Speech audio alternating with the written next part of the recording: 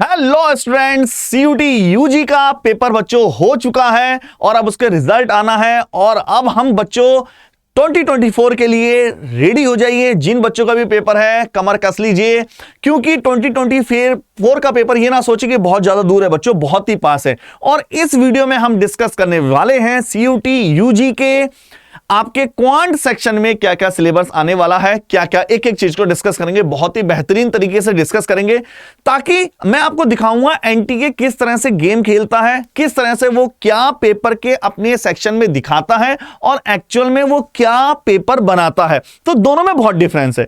अगर कोई आपको एक्सपीरियंस पर्सन नहीं समझा रहा है तो आप इसी में कंफ्यूज हो जाएंगे कि सर हम क्या पढ़ें और क्या ना पढ़ें, क्योंकि एनटीए ने कुछ डिफाइन ही नहीं कर रखा। ये भी मैं आपको बहुत ही प्यारे तरीके से समझाऊंगा। चलिए फिर इस सेशन को स्टार्ट करते हैं। बहुत ही बेहतरीन वीडियो में 2024 सीयूटी यूजी के केस में हम एक एक चीज डिस्कस करेंगे। सबसे पहले बात करें, हम डिस्कस बच्चों क्या करने जा रहे हैं, सीयूटी यूजी क्वांट सेक्शन के सिलेबस को डिस्कस करने जा रहे हैं। एग्जाम पैटर्न क्या है, सबसे पहले मैं आपको एक वो कटिंग दिखाना चाहूंगा जो सीयूटी ने अपने नोटिफिकेशन 2023 में रिलीज की थी। आइए दिखाते हैं। नंबर 1, सबसे पहले बात करें बच्चा, अगर हम सीयूटी के इस पेपर को देखें तो सबसे पहले साफ साफ क्लियर है कि अगर मैं जीटी की बात करूं, बच्चा मैं केवल यहां पर जीटी की बात करूंगा।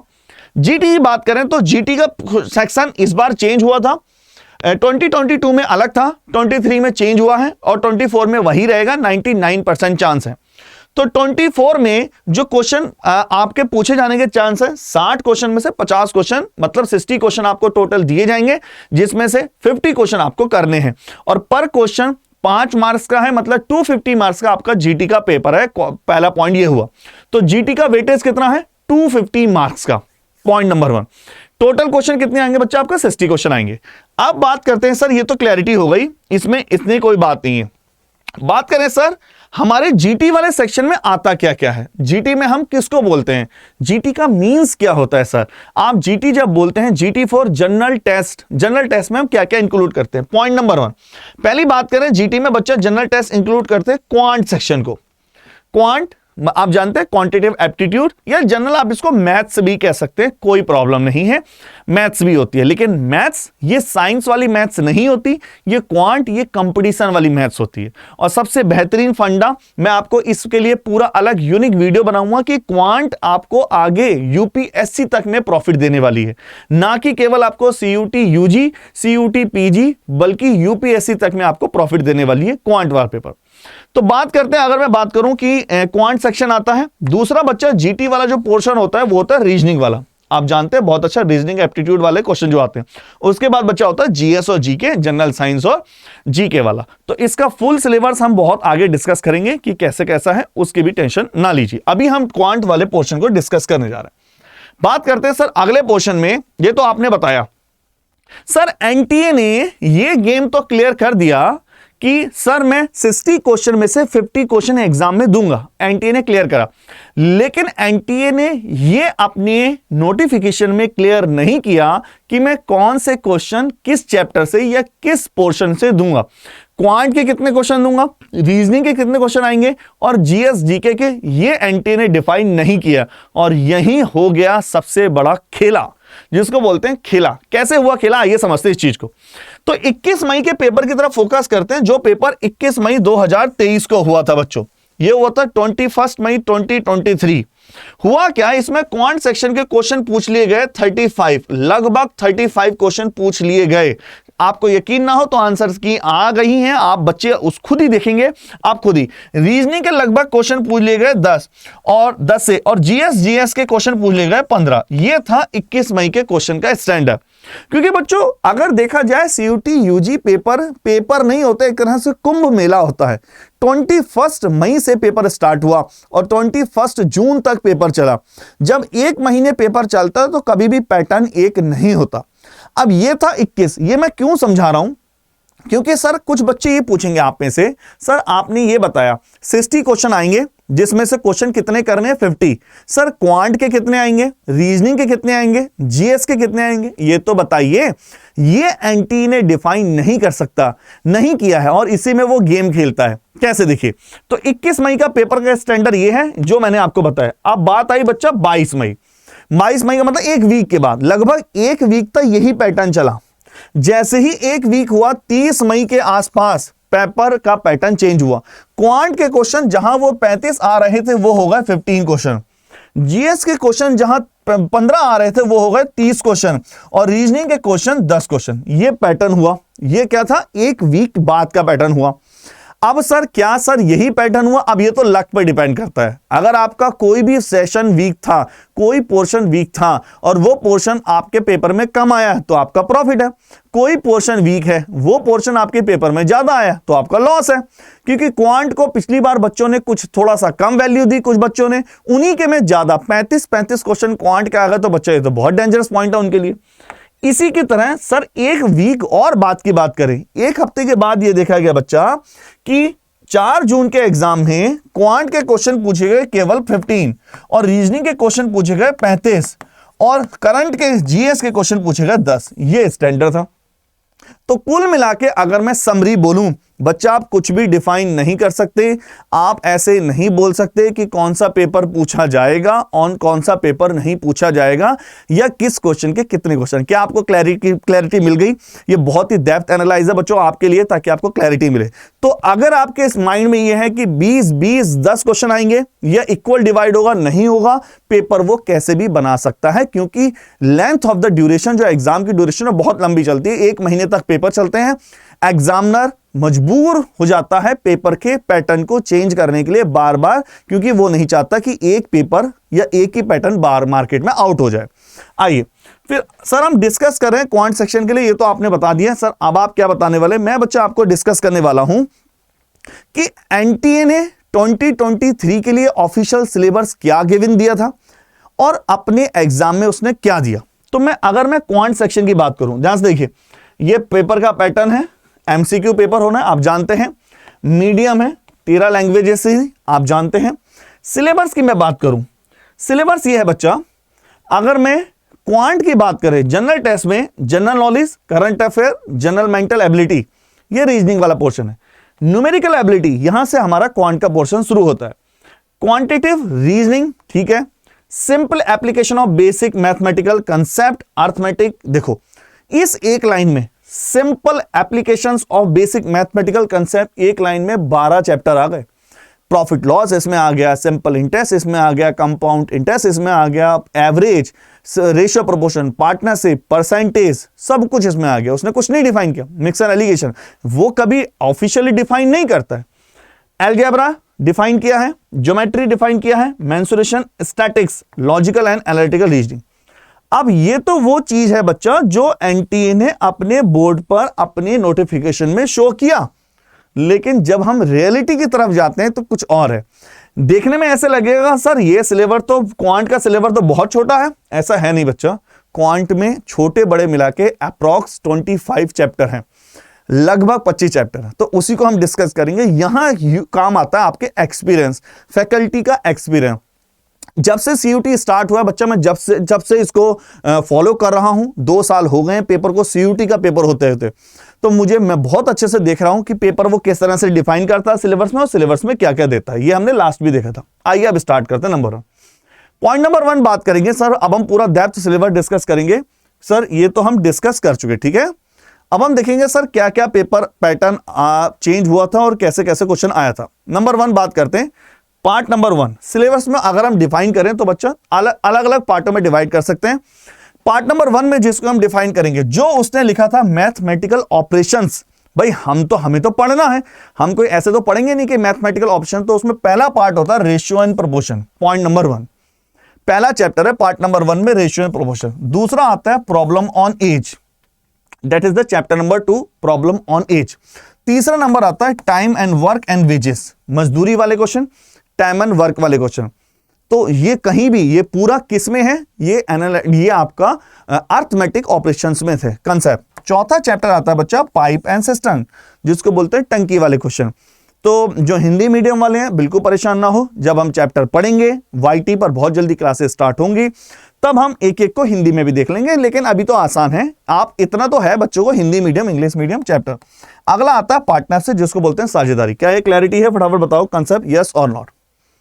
पार्ट नंबर 2 पे डिस्कस करते हैं। पार्ट नंबर 2 में हम कौन कौन से चैप्टर डिस्कस करने जाएंगे। दूसरा आता है बच्चा परसेंटेज।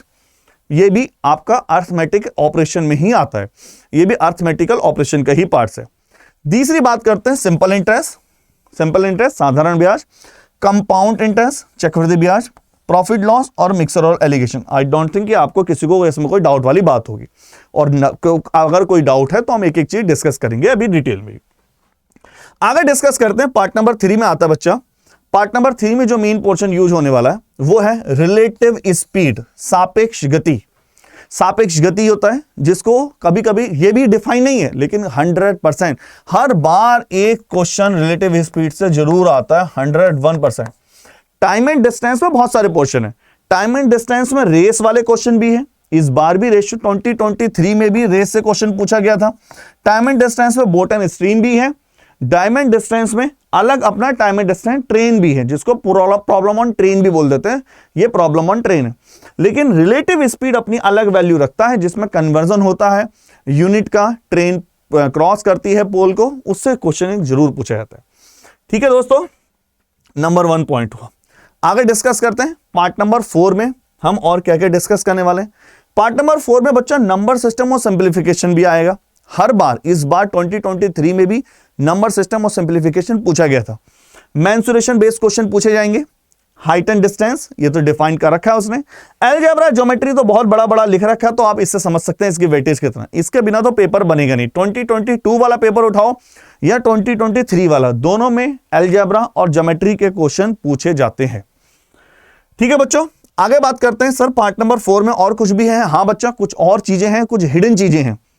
सबसे पहले डीआई हर बार पूछी जाएगी। इस बार भी काफी सेट में डीआई पूछी गई है, किसी सेट में डीआई नहीं पूछी गई है, कुछ डिफाइन नहीं है। आप अगर ऐसा सोचें कि सर हम कोई चैप्टर पढ़ के जाएं, या अपने माइंड से ये चीज बार बार स्टूडेंट मुझसे क्वेश्चन पूछता है, सर कौन सा चैप्टर इंपॉर्टेंट है, कौन सा चैप्टर पढ़े, कौन सा चैप्टर ना पढ़े, ऐसा कुछ भी डिफाइन नहीं होता बच्चा।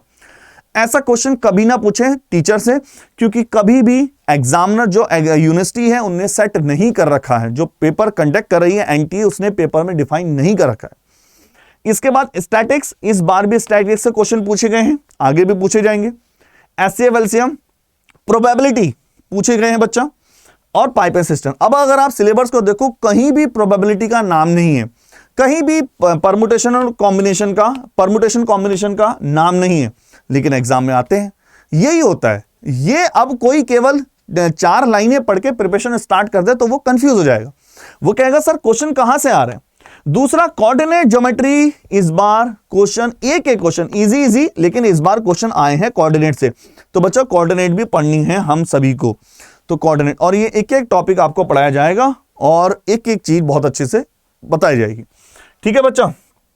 दूसरा पॉइंट अगर मैं बात करूं सर, ये तो हुआ कोऑर्डिनेट ज्योमेट्री के बाद, तो ये हो गया मेन पोर्शन। तो ये आपका कंप्लीट सिलेबस है, इससे बाहर कुछ भी नहीं है। कुछ बच्चे कंफ्यूज हैं कि सर हम कैसे प्रिपरेशन करें, तो बच्चों हम आपके लिए स्पेशल, आप जानते हैं जुलाई में भी नया बैच आ रहा है, और अभी भी एक नया बैच लॉन्च हुआ है पीछे, जिसमें हमारे यहाँ आपके लिए फैसिलिटी होती है महापैक के फॉर्म में।